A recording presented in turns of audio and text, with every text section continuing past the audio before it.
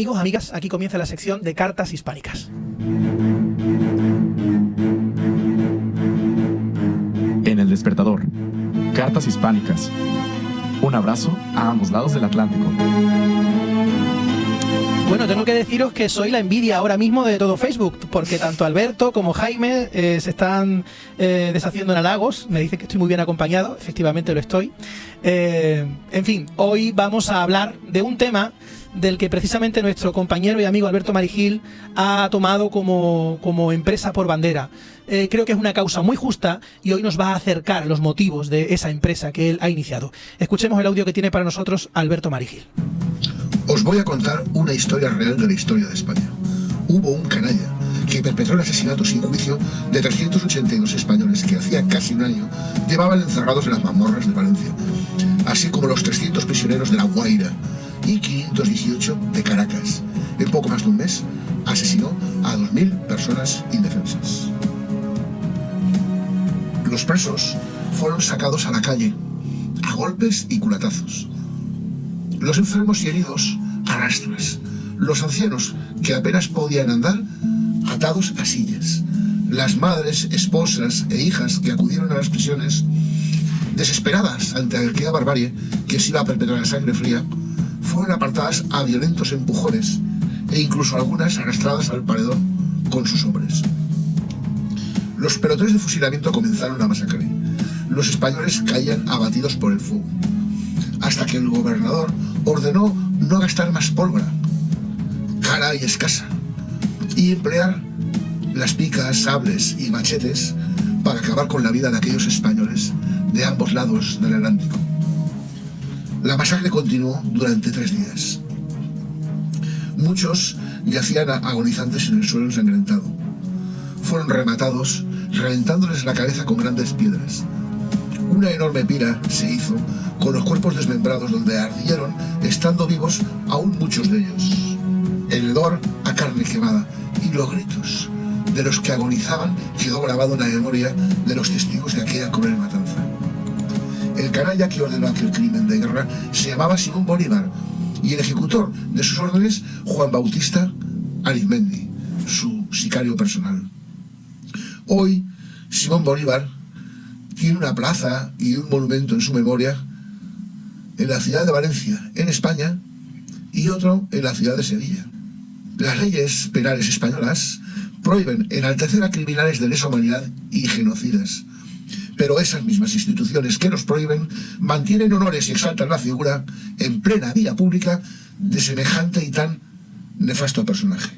La pregunta es si somos idiotas. Para hablar de este asunto tenemos con nosotros a Jordi Núñez. Él es el secretario de la organización de la Sociedad Iberista, sociedad que está luchando para retirar de las calles, del nombre de las calles y de los monumentos de nuestras plazas a la figura de Simón Bolívar. Jordi Núñez, buenas noches. Hola, buenas noches. Bueno, antes de todo quiero darte las gracias por estar con nosotros y a tenor de este audio que hemos escuchado de Alberto Marigil nos gustaría saber por qué, bueno, prácticamente lo tenemos claro, pero queremos escuchar también tu punto de vista. ¿Por qué deberíamos de retirar a la figura de Simón Bolívar de los nombres de nuestras calles y de las plazas de nuestros pueblos? Sí, pues mira, solo quería hacer una puntualización. La idea de la retirada parte de Alberto, que es el autor del audio que habéis compartido a los oyentes o escuchantes, como le gusta decir a muchos locutores. Vale. Nosotros como Sociedad Iberista y también otras organizaciones nos hemos adherido a la idea porque entendemos que el caso de Simón Bolívar es el epítome o si queréis el paroxismo de lo que ocurre en España, que a diferencia de otros muchos países no cantamos las loas y además en vez de no hacer autobombo, no solo eso, sino que además tenemos en consideración a personajes que han sido muy ruines con los españoles concretos, las personas físicas concretas y para la historia de España en general. Y en este sentido, Simón Bolívar pues puede ser el ejemplo perfecto de lo que estaba comentando. Este tema está muy de actualidad porque precisamente hoy conocíamos la noticia de que el gobierno ya instaba a la Hermandad de la Macarena aquí en Sevilla a retirar, a exhumar los restos de Queipo de Llano. Efectivamente creo que la historia está siendo muy injusta con algunos y demasiado justa con otros. Está muy bien traído eso que has dicho, lo íbamos a decir al final. Alberto Marigil ha creado una petición de firma a través de la plataforma change.org/fuera Bolívar de Valencia, fuera Bolívar de Valencia, todo junto. Él es el alma mater de esta iniciativa. El texto que está escrito ahí es un texto absolutamente documentado, además muy bien escrito, porque Alberto escribe muy bien. Pero, ¿qué opinas tú precisamente de este asunto? ¿Por qué la historia ha beneficiado a algunos personajes que han sido verdaderos, han sido gobernantes nefastos, verdaderas personas que deberían de sufrir el ostracismo y la condena? Vale, pues esto forma parte del relato neurolegendario antiespañol que se continúa. Es un relato bicentenario ya, 200 años, se continúa desde las secesiones americanas, y deberíamos decir todos secesiones, no independencias, porque es muy importante qué palabras se utilizan para escribir la realidad. Las palabras no son inocentes. Pues como decía, desde las secesiones americanas y el relato bicentenario neurolegendario antiespañol, Simón Bolívar es el representante máximo de cómo la historia se subvierte para apoyar al criminal y al que ha ido contra la historia de España y contra nuestros intereses, y por el contrario, otros personajes con mayor o menor razón. Has citado, por ejemplo, Queipo de Llano. Yo no voy a discutir que las locuciones de Queipo de Llano en Radio Sevilla durante la época o la etapa en la que él dominaba Andalucía fueran de todo punto execrables. Pero, por ejemplo, el mismo PSOE defiende la figura de Largo Caballero, que tiene una fundación en el PSOE, y Largo Caballero en Alicante en mayo del 36 decía que si las urnas no le daban las armas, que ellos tomarían que si no le daban el poder, ellos tomarían por las armas, eso es.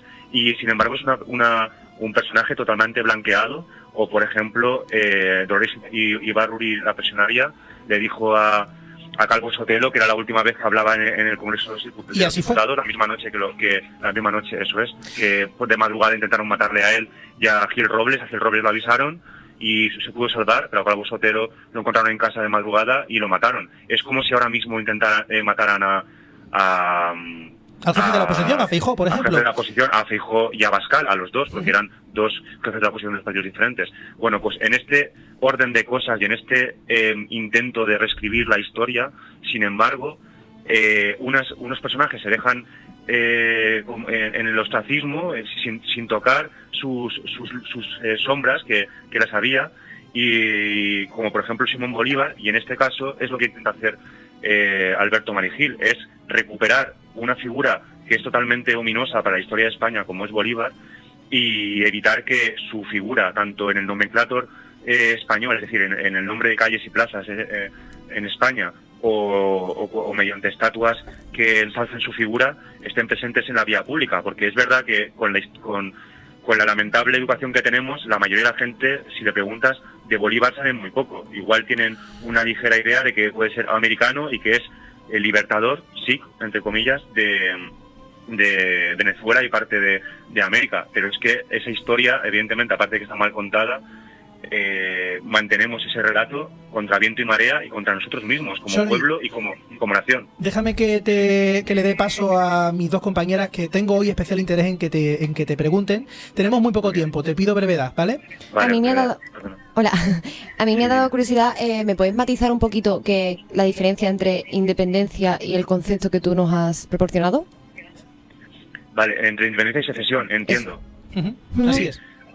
Sí, yo defiendo llamar a las mal llamadas independencias americanas secesión, porque realmente la España pentacontinental o la España americana era tan España como lo pueda ser hoy cualquier otra región de la España actual. De hecho, por ejemplo, las Canarias no se diferencian nada geográficamente o muy poco a lo que pueda ser Cuba, Puerto Rico o Venezuela, cuando muchos canarios son muy conscientes de que, por ejemplo, en Venezuela se mataron cerca de 1.600 canarios y la forma de hablar venezolana es muy parecida a la canaria, porque por la cercanía geográfica iban muchos canarios a Venezuela, y en ese sentido no hubo independencia. Lo que hubo eran secesiones de partes de lo que era España. De hecho, a la guerra de secesión americana entre el norte y el sur no se le llama guerra de independencia, se le llama guerra de secesión. Sin embargo, nosotros no tenemos esa prevención y llamamos independencias a lo que fueron secesiones. Los anglosajones en ese sentido son mucho más inteligentes que nosotros. Jordi, tenemos solamente un minutito y quiero también darle paso a mi compañera Azucena. Jordi, yo voy a ser muy breve. A ver, el ser humano está hecho de rutina y cuando viene un cambio le coge que muchas veces no se lo toma bien. Entonces, mi pregunta va enfocada, ¿cómo crees que se lo va a tomar la sociedad este cambio del que tú estás hablando? Porque al fin y al cabo la historia nos habla de dónde venimos, pero ¿hacia dónde vamos? ¿Y este cambio cómo crees que va a afectar? Pues es posible que algunos lo tomen a pitorreo o a guasa, pero yo creo que el tema de la pedagogía del proselitismo es muy importante. Y la iniciativa del Change.org y de retirar las estatuas y retirar el nombre de Bolívar del nomenclator es muy importante porque visualiza realmente la historia que deberíamos de tener y no la que nos ha impuesto el relato negro legendario antiespañol. Bueno, pues déjame que recuerde esa página change.org/fuera Bolívar de Valencia, esa iniciativa de Alberto Marigil que tú pues nos has acercado bien y nos has matizado muy bien. Jordi Navarro, secretario, Jordi Núñez, es verdad, lo tengo aquí delante, secretario de Organización de la Sociedad Iberista. Muchísimas gracias por estar con nosotros y espero que seas una voz que escuchen nuestros oyentes a partir de ahora a menudo. Gracias de corazón. A ti, de verdad. Gracias, buenas noches. Bueno, compañeras, ¿ha visto? No ha sido tan complicado, ¿eh? No. Ya hemos hecho el avance de estar en esta sección.